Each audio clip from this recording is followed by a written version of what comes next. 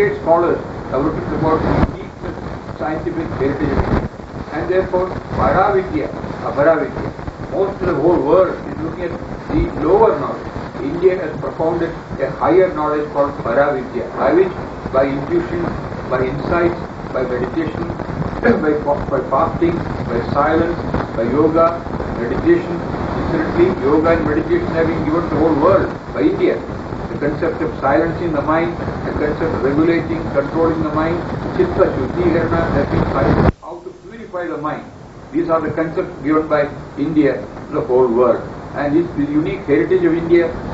This is what I in every part of India, in every century, right for the last 4,000 years, great saints and sages were born in India. You won't find such a phenomenon in any other nation in the world. For instance, now, this century we have Sai Baba, Amritsarandamayi. The previous century we had Yogananda, Vivekananda, Sharda Devi, and our Ramakrishna. So many saints and sages came in the last century also in India. Similarly, in every century we had great men who did not even care to put their name in what they wrote. The 102 Upanishads, the 2 Itihasas, 18 Puranas, the 18 Upapuranas, the Manushastra, Manusmriti, Kaudilya Shastra, all these things, these people were able to write without putting their name. That's the greatness of India, the highest concept of selflessness. That is, we do live for the sake of others. That's why Guru Vasishtam Kavirangirasya Manaspulasya Palagasya Gaurmaha Dhamyo Mariji Chavanor Daksha Kurvatu Sarve Mamasu Prabhadam Praklavunar Daparasra Bundariga Asam Verishat Sukat Kavanaga Bhishmadabhyan Usmangdachino Sikta Vishnadi Punyariman Parabhagavan Smarami. In spite of all this, India has suggested several ways. Another concept of India is freedom. You have freedom to choose any God you like, to choose any way to pray to God in Mataji Baba, in Baba, or Deva Baba, whichever way you want to conceptualize God, as an animal if you want to, as a monkey if you want to, like an elephant if you want to. Total freedom is given to man to choose his path towards life. One part of it is our life's existence, what is called the artha and kama in life's existence. The other is spirituality, a way to go towards Godhood. So they have suggested one prayer that is called the Bhakti Yoga, whereby you pray to God, any God you like, including all the prophets of the world, you can pray, or you can do yoga meaning yoga, meditation, etc., etc., the Kundalini Yoga, Shakti Yoga, etc., by which of course you can realize your divinity, you realize your place in the consciousness, or you can go knowledge, what is called the Jnana Yoga, and finally, which is more easy, Bhakti Yoga and Karma Yoga are very easy. By karma, India has postulated an entirely new concept towards work. Work becomes sacred, work becomes worship, whereby we do everything in the world, as a spiritual endeavor, as an instrument of God or an instrument of society, whereby we surrender ourselves to God, and I am not acting, I am only your agent, I am only your instrument, I am only your vehicle, with that concept, without worrying about what's going to happen to my fruits of my effort. Maybe you will win, maybe you will not win. Many people try, they don't win. Many others, without any trial, also win. That's because of this concept of Karma Yoga. And by doing Karma Yoga, the whole world is in great trouble, because work has become a burden on people. Work has become what is called a labor. Like that, one can go on talking on the concept of the man relationship, man-animal relationship, man and nature relationship. India is one country where the animals are worshipped, whereby vegetarianism has sprung, and the whole world is becoming slowly vegetarian. Unfortunately, India, vegetarianism is losing, and non-vegetarian food is coming up. Compassion towards animals is so great. Lord Buddha gave the concept of compassion towards all living beings. He said, when he saw one man slaughtering a goat, and he asked him, why are you doing this? And he said, I am going to heaven. If that is true, by sacrificing an animal you can go to God. You kill me, then we can go to higher God. That's the same way Mahavira never allowed any being to be heard. And in this way, India has shown to the whole world the significance of a spiritual, cultural approach towards animals, man, animal, nature relationship. The universal energy going through a man, animal and an animate tree are the same. Such profound thoughts have never come from any other civilization. Unfortunately, because of wrong interpretation of what is called secular spirituality, etc., others don't understand the significance of India. Pause for a minute. They are not shouting. They are not even courtesy. Thus we can see how India's profound thoughts, wisdom, philosophy, spirituality, intuitive knowledge are very, very, very significant to all of us. Unfortunately, due to a variety of reasons, this kind of subjects are neither taught in the school or college curriculum nor taken up seriously for studies. Even Western countries, universities are taking up India's studies. For example, it has been said, David Crowley, a great philosopher who has got great regard for India, he has written 22 books on India, on India's ancient thought and wisdom.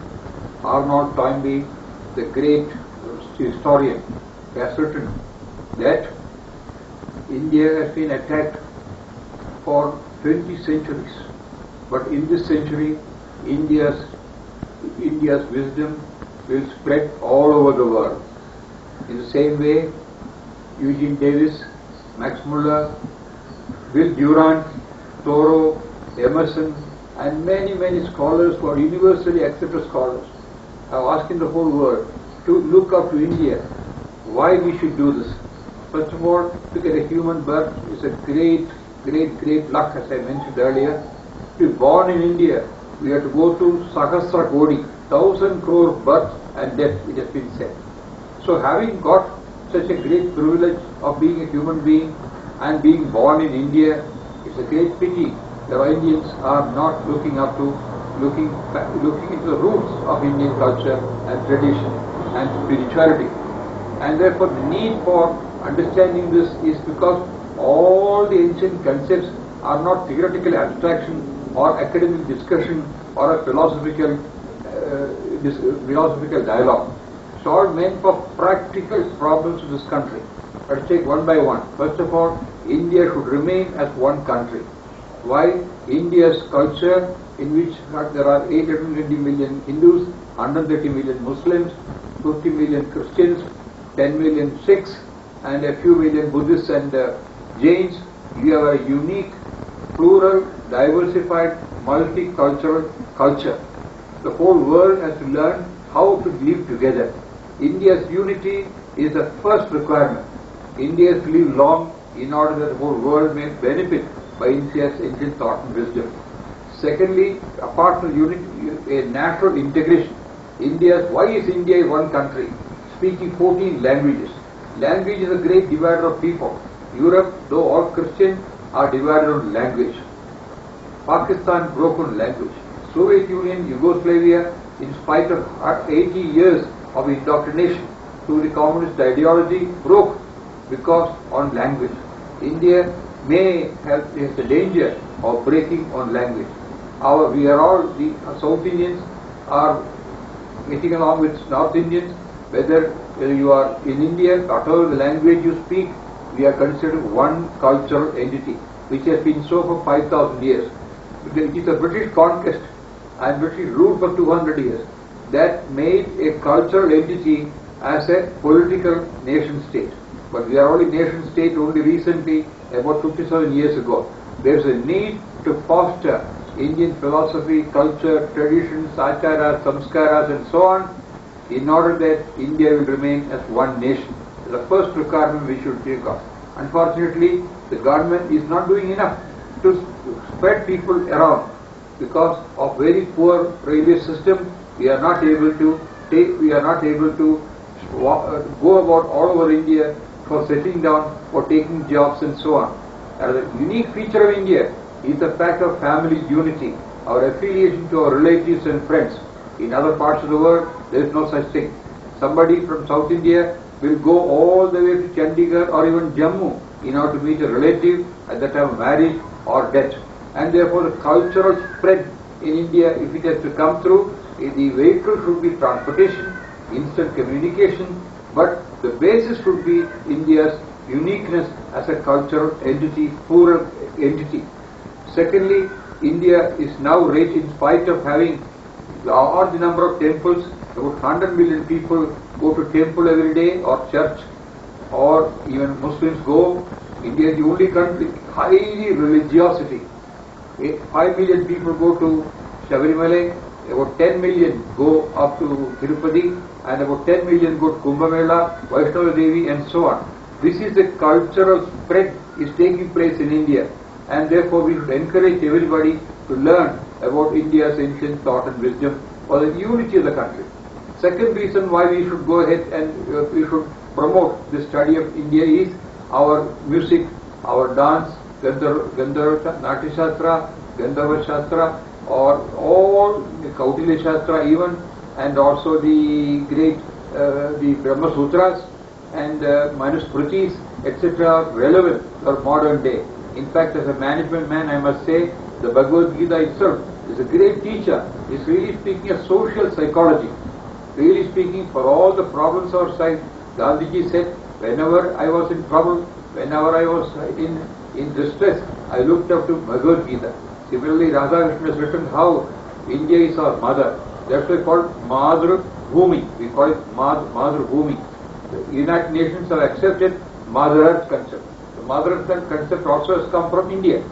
Now in the United Nations fielding, it is written that respect Mother Earth. Now we are having a tremendous amount of pollution in India.